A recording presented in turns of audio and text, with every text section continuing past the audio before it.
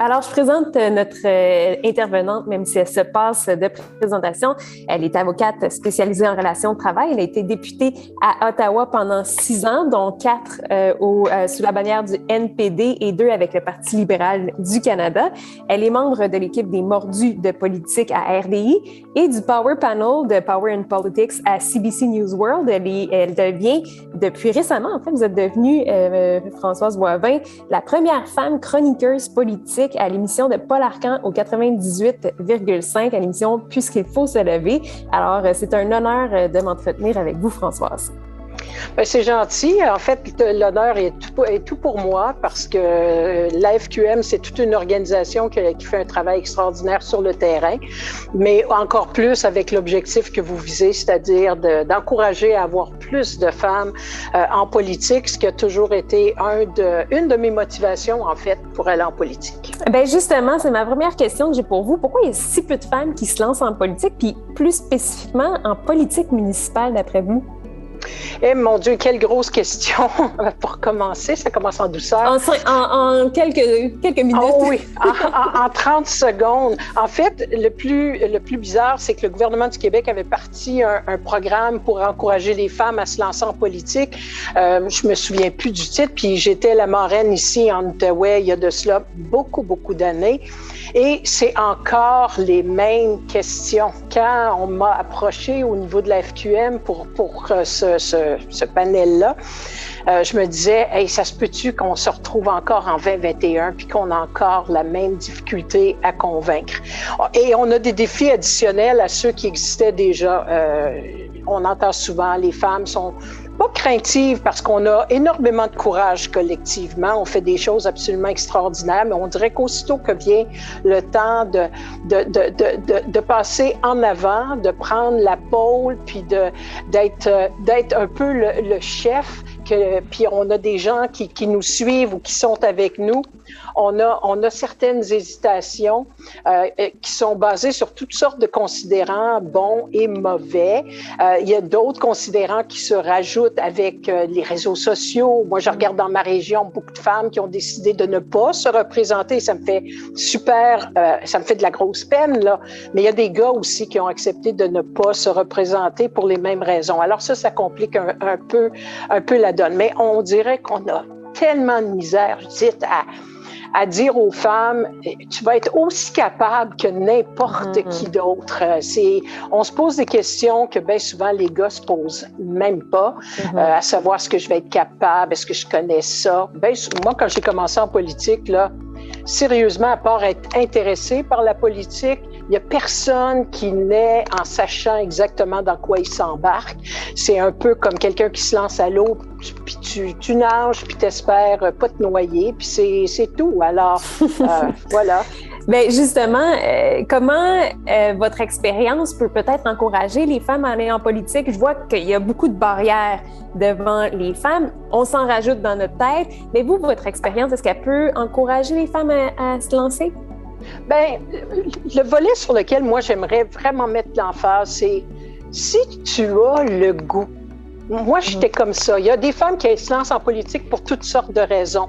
Il y en a, c'est parce qu'ils ont une cause en particulier, puis ils veulent aller défendre ou vraiment là, aller pousser cette cause-là à fond. Puis souvent, les gens vont pousser la personne en disant « Hey, t'es bonne, toi, c'est ton dossier, ça, vas-y ».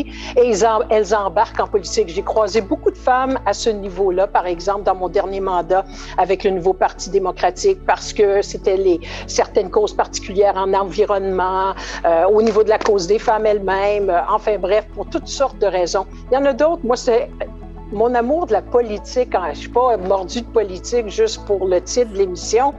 Je suis un peu comme Obélix, je suis tombée dedans quand j'avais comme 10 ans, à cause pas nécessairement de l'environnement familial, parce qu'il n'y a pas de politiciens dans ma famille. Dieu nous en garde, comme dirait ma famille, à part moi qui ai mal tourné. Mais on discutait quand même de choses politiques et le fait de dire que tu vas représenter des gens, aller représenter des gens quelque part, pousser leurs intérêts, les faire avancer, arriver en espérant, parce que c'est toujours pour ça qu'on se lance en politique, on espère aller accomplir les choses qu'on s'est mis comme objectif. Ben, ça, c'était pour moi un enjeu extrêmement important. Et dans ce contexte-là, je me posais même pas la question est-ce que j'y vais ou je n'y vais pas. C'était plutôt de me créer les conditions gagnantes pour réussir à me trouver une place quelque part pour aller au bout de mon rêve de faire de la politique. Alors, c'est sûr que tu peux pas faire ça tout seul, ça te prend du monde autour de toi, ça prend des gens qui croient en toi, mais ça prend, surtout en politique fédérale, provinciale, ça prend une équipe, ça serait le fun de pouvoir se présenter indépendant tout le temps, là, mais ça marche pas de même. Au municipal, là, il embarque un petit peu plus les partis politiques à certains niveaux, moins peut-être avec la FQM parce que, dépendamment des grosseurs de municipalités, ça s'y prête moins. C'est l'idéal pour les femmes, Judith. Tu y vas, tu représentes ton coin de pays, de quartier pour aller faire avancer les enjeux qui sont importants là-bas. Si une personne a le goût, alors c'est d'être capable de trouver ces personnes-là. Et souvent, on rencontre des jeunes femmes qui vont nous dire « Oh, moi, j'aimerais ça, mais j'ai un peu de crainte. » Ben, il faut les aider, il faut les pousser, il faut les motiver. Et puis, des fois, juste leur offrir d'être à côté d'elles quand elles ont besoin. Ça aide, ça aussi, d'avoir quelqu'un qui peut te rendre ça plus facile, il y a des embûches, il y a des obstacles, il y a des choses qu'il faut suivre. Ben, on n'est pas tout au courant de tout ça, fait que d'avoir des mentors, ça aide. Ça prend un village, comme pour les enfants. Oui, voilà. On entend souvent parler de leadership au féminin, de leadership au masculin quand on parle des femmes en politique. Est-ce que, pour vous, il y a une différence entre les deux? Est-ce que les femmes devraient s'inspirer de ce qu'elles ont vu chez les hommes? Est-ce qu'elles devraient, au contraire, apporter leur couleur? Comment vous voyez les choses? Ah, ça, c'est un peu difficile à répondre parce que j'étais jusqu'à un certain point très gâtée quand j'ai eu mon deuxième mandat, c'était avec Jack Layton, qui pour moi est probablement plus féministe que beaucoup de femmes que j'ai croisées dans ma carrière, que ce soit comme avocate, dans les médias ou ailleurs. Alors, il n'y avait pas vraiment de différence, mais c'est sûr qu'une femme arrive avec son background, mais tout être humain arrive avec son propre background puis doit essayer d'insérer tout ça à l'intérieur de l'objectif.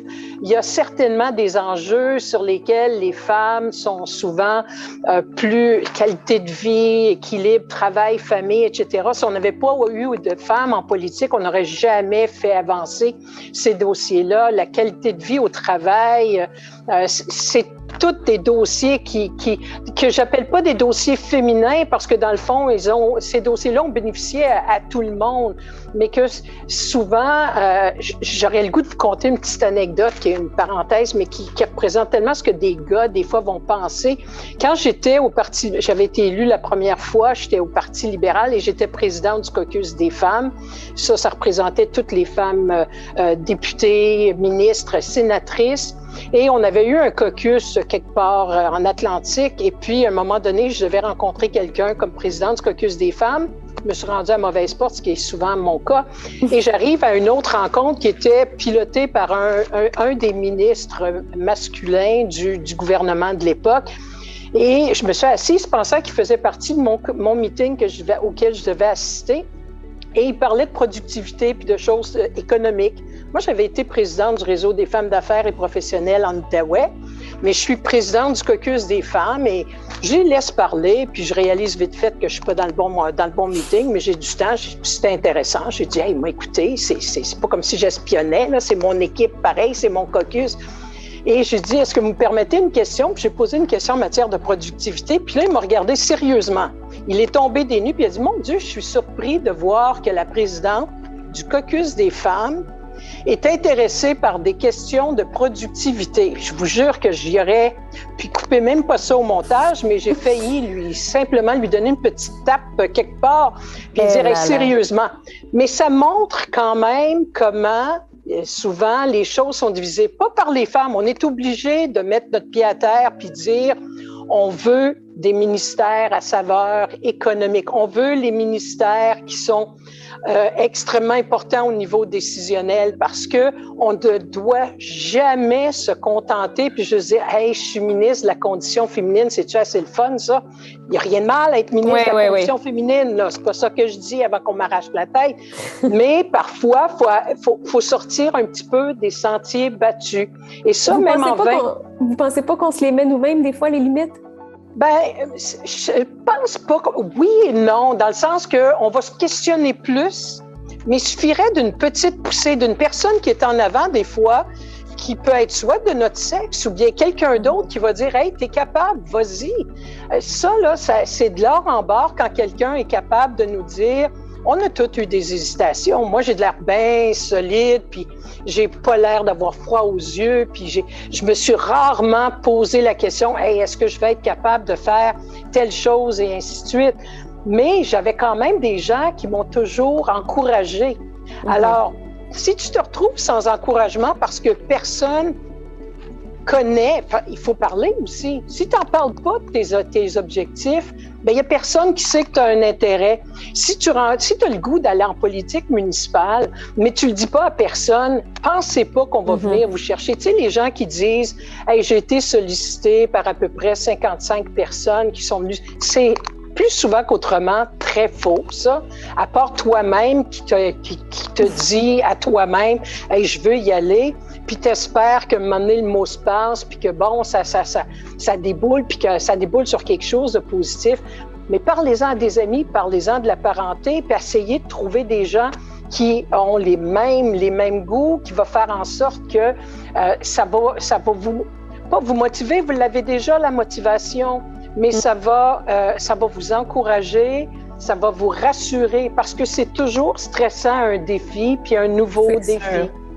En terminant, Françoise, je sais que peut-être la politique municipale, ça peut faire peur. On a des idées préconçues peut-être sur ce que c'est. Ça nous apparaît être des enjeux qui peuvent être plus terre à terre. Qu'est-ce que vous diriez à une femme qui souhaite se lancer en politique municipale?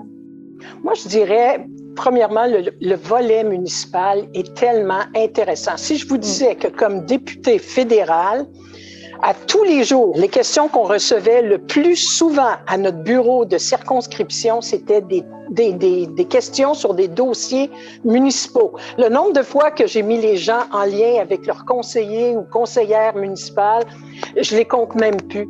Alors, c'est des choses qui touchent les gens dans leur qualité de vie. Et dites merci au gouvernement supérieur parce qu'ils ont tellement pelleté de juridictions dans la cour du municipal. Oui. Que les dossiers s'en viennent drôlement intéressants. C'est plus vrai que l'environnement, c'est juste le fédéral, c'est juste le provincial. C'est tout le monde qui doit s'en occuper, la culture. Il y a tellement de dossiers, il y a des enjeux certainement à travers toute cette panoplie qui va réussir à intéresser quelqu'un. Mais surtout, si elles ont le goût d'y aller, ayez pas peur. Puis appelez des gens qui l'ont déjà fait des fois, juste pour vous dire, puis toi, comment t'as trouvé ça? Ou si tu trouves quelque chose de difficile, de t'aider à passer à travers, ça vaut son pesant d'or.